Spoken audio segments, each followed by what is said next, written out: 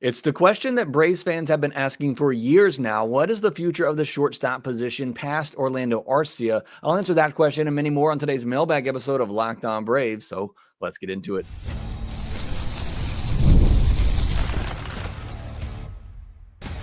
You are Locked On Braves, your daily Atlanta Braves podcast, part of the Locked On Podcast Network, your team every day. Hey, welcome back to Locked On Braves, part of Locked On Sports Atlanta, where we cover your favorite Atlanta sports teams each and every day. I'm your host, Jake Mastriani, and you can check me out on social media at Shortstop Evolve. Follow the podcast there at LockedOn_Braves, where you can submit questions, comments that can be read or answered on episodes like today's Mailbag episode of Locked On Braves. If you're new and watching this on YouTube, please do me a huge favor. Hit that subscribe button. And if you've already done that, hit the thumbs up button and leave me a comment down below, as it does help the show out a ton whenever you do that. If you're listening on the audio version, you can help out by leaving me a 5-star review on Apple, Spotify, or wherever you get your podcast. It is our Friday Mailbag episode. Got about 20 questions we'll try to get to. If I don't get to all of them today, though, I will save them for a future podcast, as the Braves aren't giving us much to talk about at the moment. So I promise you I'll get to all of your questions, but today's questions mostly are going to focus on the shortstop position, Orlando Arcia. What are some replacement options? So we'll answer those and many more on today's Mailbag episode. The NFL playoffs are almost here, but it's not too late to get on the regular season action with FanDuel, because right now new customers can finish the regular season strong with $250 in bonus bets if your first $5 bet wins. Visit FanDuel.com to get started today.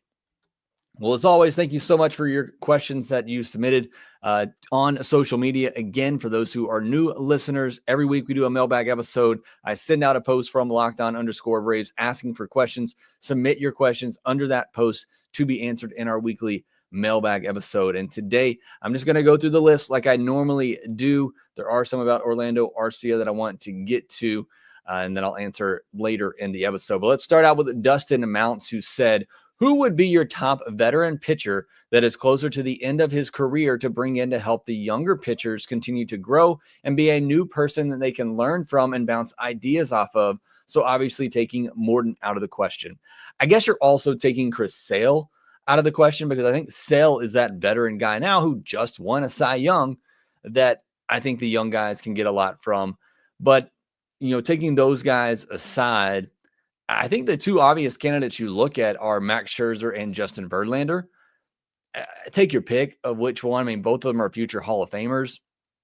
I kind of lean towards Max Scherzer just because he brings a little bit of that fire and tenacity. And I still think there's something left with Max Scherzer, and he's obviously been through it all, done it all.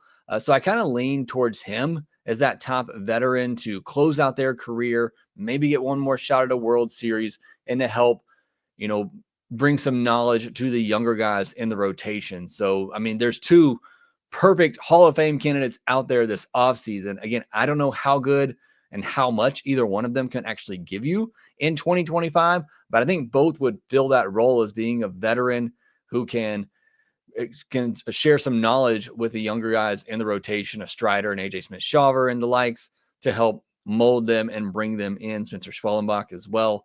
So either one of those guys would be great.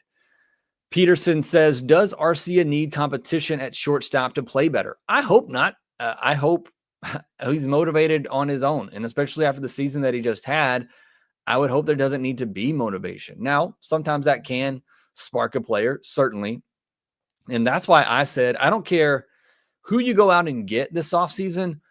I would go into spring training just like you did a couple of years ago when it was a competition, quote unquote competition, between Vaughn Grissom and Orlando Arcia. And I tell Nacho and Arcia and whoever else you might bring in, shortstop position is up for grabs. I would say that going into spring training, whether, Arcia has a huge advantage and it's ultimately going to be him, I would make that known going into spring training. I'd say shortstop is up for grabs, and I hope the Braves do that. Hayden Harris, rank the NL East teams from most improved this offseason to least improved. Most improved is easy. I guess I don't know exactly how you want me to answer this. If we're talking most improved from what this team was last year to what they are right now, I think that's a different conversation. The Braves just getting healthier and getting their players back, I think you could say, they've improved a lot. Getting potentially an Acuna back, a Strider back, Austin Riley back healthy, a healthy Ozzie Albies. The Braves just getting those guys back are going to be much improved from where they were at the end of the season a year ago. With the Mets, who I would probably pick as the team that's done the most this offseason, if that's the way you're wanting to look at this question, which NLE's team has done the most this offseason to help them out, you got to say the Mets. I mean, you're getting a guy in Juan Soto who's potential MVP type of player, generational type of hitter. I think you have to say the Mets with what they have done. Again, I wouldn't pick the Mets, but to win the division right now, I still think they have some work to do. If they were to bring back Pete Alonso as well, then I think that would go a long way towards them getting there. But, they've also made some solid moves in the rotation, kind of shoring that back up. Again, I'd still take the Braves rotation over theirs. I still take the Braves lineup top to bottom over theirs. But getting Juan Soto, obviously, is a huge plus for the Mets. And then I would say the Phillies. And then I think if we're talking about just what you've done this offseason, then I think you'd have to rank it the Mets, the Phillies, the Nationals, who actually, have gone out and gotten some big leaguers. And the Braves and Marlins haven't done anything. And I think you'd have to say the Braves, because the Marlins gave up, Jesus Luzardo, who's going to be part of their rotation. But I think I'd rank it Mets, Phillies, Nationals, Braves, Marlins right now as terms of teams that have done the most this offseason to help improve their team. Again, I think I'd still take the Braves over all of them, their rosters if healthy. But I think in terms of what teams have done this offseason, I'd rank it Mets, Phillies, Nats, Braves, Marlins. JDK says, call it now, Jake. The Braves starting outfield on opening day is Harris, Kelnick, and who? Depends on what the other team is throwing. If it is a left-handed pitcher and you're asking me to call it right now, I'm going to say it's Brian De La Cruz. I don't want to say unfortunately. I think Brian De La Cruz can be okay. But at this point, it looks like he's going to be their right-handed bat, at least to begin the year until Acuna is back. And then you could see De La Cruz going back to AAA if everybody's healthy and playing like they're capable of. If it's a right-handed pitcher, then I don't think they have the outfielder that we're going to see on opening day yet, because I still think they're going to go out and get another left-handed outfielder. I mentioned yesterday in Alex Verdugo. Again, I don't know if that's quite a fit for the clubhouse or not, but I think they'll go out and find a left-handed bat somewhere that will be the starting outfielder on opening day if the other team is throwing a right-handed pitcher. So I feel like that's a cop-out. You were trying to pin me down to say a name, but I just can't do that yet because they might not be on the roster yet if the Braves are facing a righty on opening day. If they're facing a lefty, then I would say it's Brian De La Cruz right now. But I don't think they have the bat for a righty just yet. I hope that's the case. This isn't so much a question, but I think it's a good thought, good comment. And this is from Matt Karch 829 on X, who says, I know you say this team can win a World Series as constructed. And I have said that, and I do believe that. Matt says, I feel the front office is living off this mindset instead of making that one or two big moves to instill confidence in the fan base that we are all in to win a World Series. You don't want to waste prime years. And I agree with all of this. I agree that this team as constructed is good enough to win a World Series. I believe that. I also believe, like Matt says, that the front office is probably thinking that, and that's why you're not seeing them do too much. And I also agree with Matt in that, yes, while I do believe this roster is good enough to win a World Series, I would still like to see the front office go out and go all in to trade for a Kyle Tucker, go all in to trade for Garrett Crochet. And as I've commented, maybe they couldn't have beat the packages that were given for those players. Go all in to sign a Corbin Burns, go all in to get a Teoscar Hernandez. I'd still want to see them and think they should go out and try to make that big move to put this team, just over the top. Because again, right now, as constructed, if healthy and everybody playing like they're capable of, this team can certainly win a World Series. And that's why many people still view them as one of the favorites to win a World Series next year. But I also am afraid that the front office is stuck in that mindset and thinking we don't want to get trapped in these long-term deals. This team is good enough if they stay healthy to win a World Series. I still want to see them go out and make those one or two big moves to just, it's not so much about the fan base. Yes, we're frustrated and we want to see the Braves go out and make those big moves. But as I talked about several podcasts ago now, what impact is this also having in the clubhouse when you're seeing a Freddie Freeman get away in free agency, a Dansby Swanson get away in free agency, a Max Fried get away in free agency? You're seeing your division rivals go out and spend all this money and make big moves. And you're not, and Alex has said this, and he did this at the 2021 trade deadline. He said the team needed a jolt. They needed some confidence. So I went out and made some moves to help, uplift that clubhouse. I feel like you're in the same spot right now where you're seeing the Mets go out and sign on Juan Soto. The Phillies go out and make moves.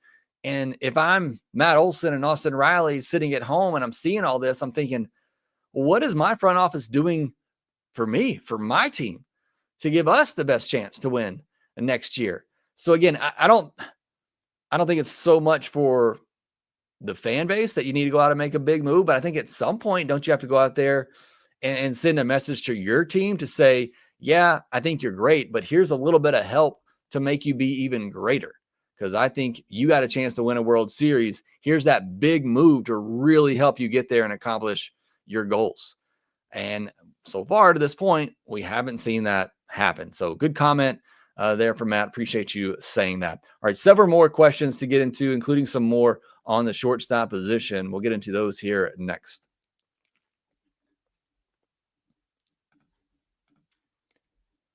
The NFL playoffs are almost here, but it's not too late to get in on the regular season action with FanDuel, America's #1 sportsbook, because right now new customers can finish the season strong with $250 in bonus bets if your first $5 bet wins. And all you got to do is head on over to FanDuel.com, just like I'm doing now, and you can see World Series odds for the upcoming season. I don't know what has changed, but just from yesterday, the Braves now have the second best odds at plus 850. The Mets have fallen back to plus 1,000, tied with the Phillies for the fourth best odds to win the World Series next year, with the Yankees sandwiched in there at plus 950. So again, you can see all that over at FanDuel.com. They also have odds out there for the NFL postseason, Super Bowl. Almost forgot what the Super Bowl was called. But you can see all that over at FanDuel.com. Also, make sure you visit FanDuel.com/play-safe for tools and resources to help you stay in control of the way that you play. FanDuel.com. Make everyone want more with FanDuel, an official sportsbook partner of the NFL. Thank you, as always, for making Locked On Braves your first listen of the day. Thank you so much for all those who are joining me here live. Make sure you go check out Locked On MLB for your second listen, solely getting you caught up with everything happening around Major League Baseball. Or let's jump back into the questions here, as we got several more to get to. Next one is from Jake, not me, but Bake_Jaker on social media. If Orlando Arcia isn't the starting shortstop on opening day, who is your realistic guess on who it will be? I got two guesses. Both of them would be trades. One of them we're going to talk about a little bit later, because there's a question on that as well. But I would, if it's not Orlando Arcia, it's going to have to be a big upgrade. I don't think, for instance, while I said earlier, I hope the Braves go into spring training and make it a competition between Nacho and Arcia, or somebody else. Like, say you brought in a Nick Ahmed or something. I'm not saying they should do that. Or a Tim Anderson. You brought in somebody like that and said shortstop's a competition. I don't think Nacho is going to get the job to start opening day, but I would love to see him get an opportunity, get a chance, similar that Vaughn Grissom did several spring trainings ago.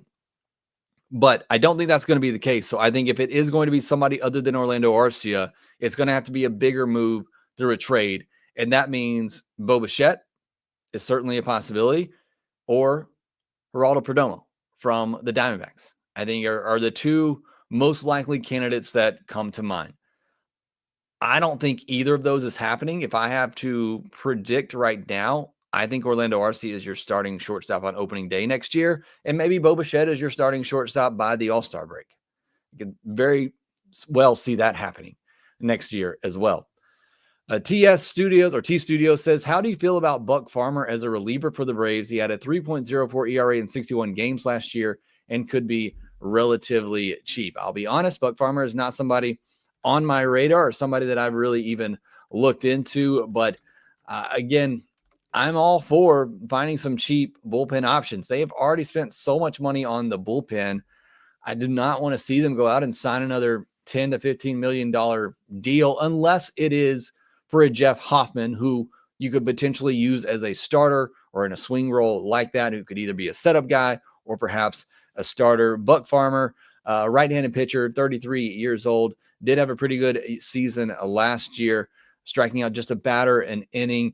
Primary slider pitcher, had a 37.6% whiff rate last year, had a 46% whiff rate the year before. So a really good slider there. Doesn't throw very hard, though. Averages about 93 miles per hour on his sinker and his four-seamer. So, again, cheap, yes. Could bring him in and contend for that. Certainly. I think there's an option. I think there's loads of options that you can find out there for the bullpen.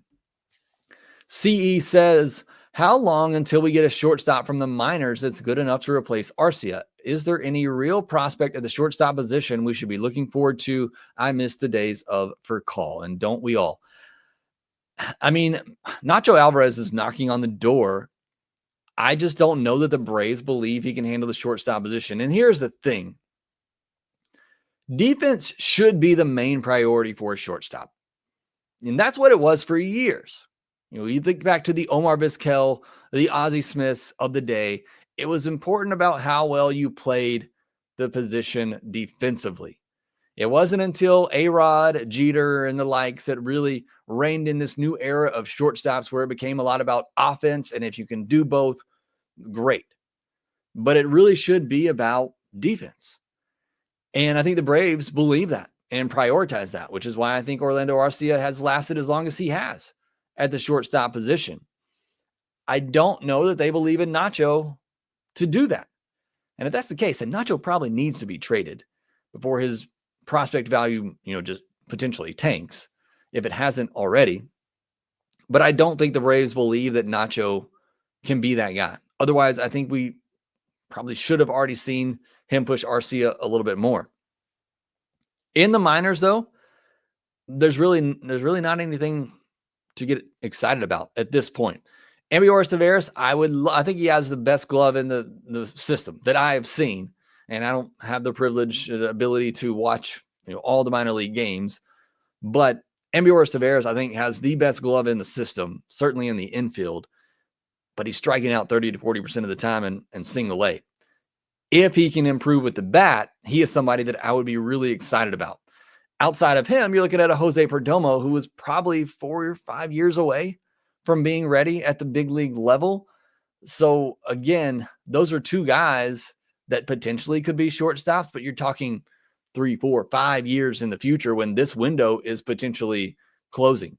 So there's nothing really, if Nacho is not the guy, there's nothing really at the shortstop position that you can look at for the next 3, 4, 5 years that can come up and be part of this core to really help them win, unfortunately. JDK says, Jake, why so much reluctance to deal Drake? He's blocked by Murphy, who the Braves have already committed to, so isn't his best value as a trade piece to get what this team needs. P.S. Even as a DH, there are plenty of other options next year. And I agree with that last comment, especially. You can always go out and find a DH. Now, why not trade him? Why the reluctance to deal him? I was somewhat taken back with the interview that I had with Grant McCauley. You want to go back and listen to that from last week. One of the most telling things that he said in there to me is that he heard the Braves were reluctant to involve Drake Baldwin in a deal for Garrett Crochet. Now, I like Garrett Crochet. I think he's going to be one of the best pitchers in baseball for the next several years if he can stay healthy. I would have given up Drake Baldwin in that deal. To hear the Braves say that they wouldn't entertain the idea of giving up Drake Baldwin in that deal tells me they think very highly of him. And if you're not going to give up Drake Baldwin in that type of deal to go get a potential top of the rotation pitcher that isn't making a lot of money, then who are you going to give up Drake Baldwin for? Are you going to give him up for 1 year of a Bo Bichette? Probably not. That to me was very, shocking is not the right word, but again, if you're not going to give up your best trade asset to go out and get a top of the rotation starter, or to go get, again, I don't even know if they were in the Kyle Tucker sweepstakes, but if you weren't willing to go out and give him in a deal for a Kyle Tucker or in a Bo Bichette, then he's untouchable, because then who are you giving him up for? So again, they must really love Drake Baldwin.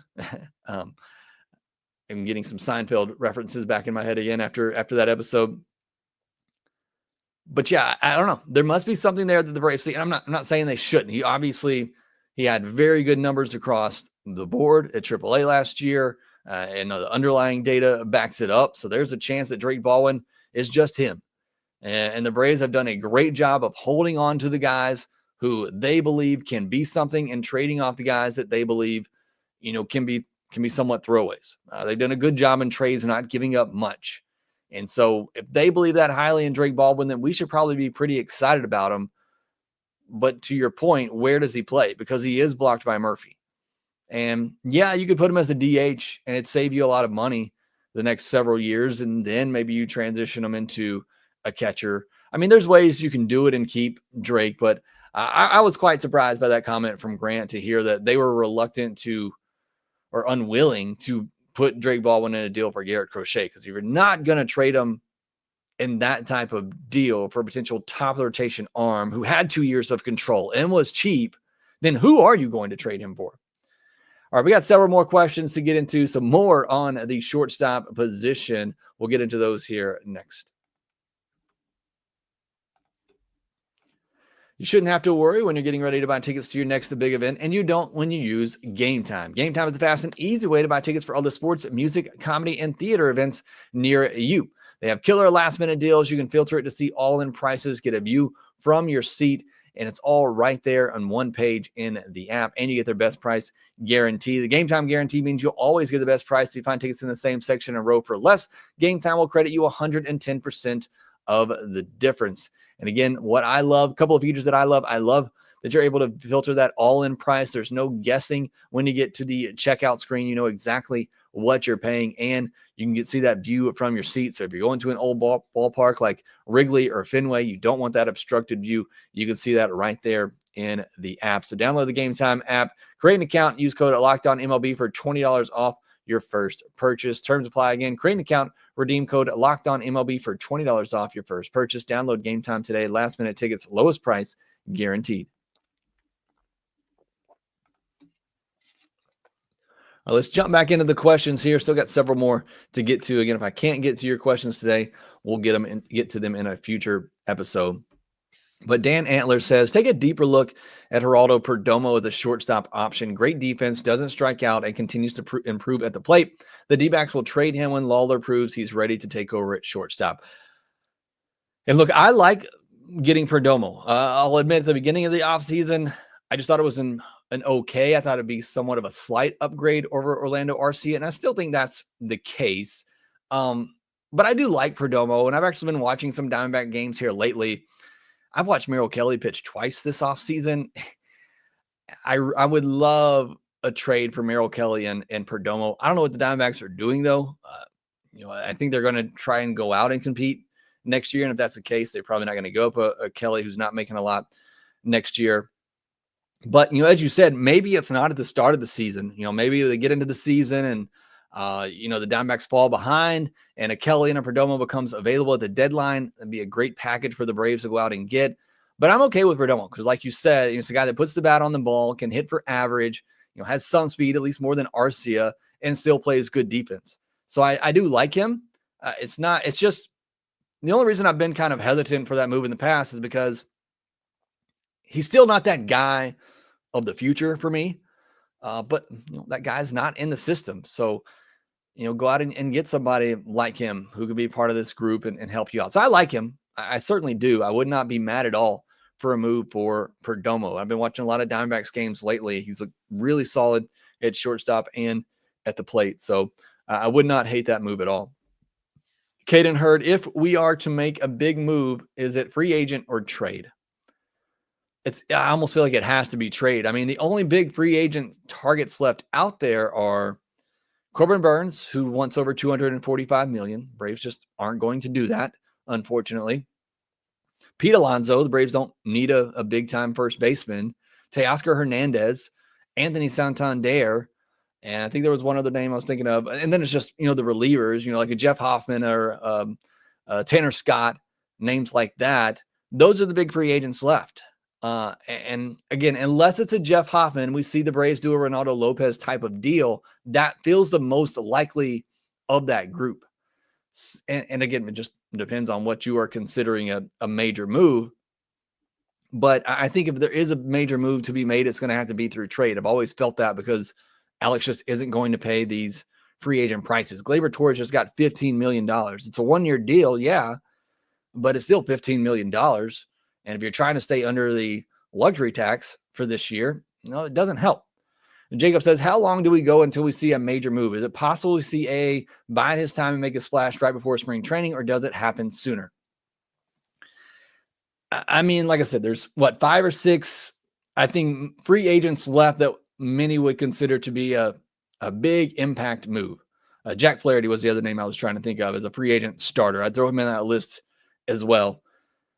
So there's 6 or 7 free agents out there that I think would still be considered a big time move this offseason. All those guys should be signed by the end of January. If we don't see a major move by then, I don't think we're going to see one this offseason. And that could be the case.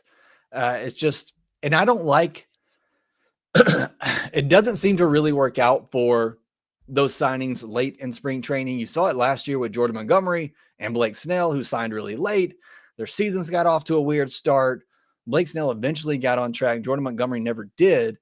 So I just don't like signing those big free agents late. It doesn't ever seem to really work out. So I'd put the end of January would be the cutoff date for me to where we'd see a big move. I think after that, you're getting some guys who are on the cheap. Maybe that's when you can get some deals and we see him make some depth moves at that point. But a big move, major move, I'd say by the end of January. If not, again, I don't like signing those guys late. Jay Smith says, what are your actual thoughts on the CBT threshold? I know AA has said it won't get in the way, but I take that with a grain of salt.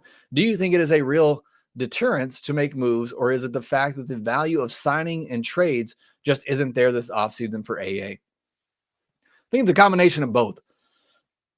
I think the Braves would like to stay under the tax this year and reset it. I also think the prices this offseason, both in free agency and trades, have just been, they've been beyond what many predicted that it would be. And I would assume that it's gone beyond what AA valued these players as. And he's not going to go beyond what his value estimation is of a player. And like I said, it's not just free agency, it's trades as well. Like I said, I don't think the Braves could have matched the offer for Garrett Crochet. They could have thrown their best offer out there, and I don't think they could have matched what the Red Sox gave up for Crochet. They could have thrown their best offer out there, and I don't think they could have matched what the Cubs gave up for Kyle Tucker. The prices are high, and I think that is certainly part of it. I would also take that comment from A with a grain of salt as well. Everything we've seen this offseason suggests that they want to get under that luxury tax threshold. But if something were to come up, I don't think AA would hesitate, but he just hasn't been able to find that deal this offseason.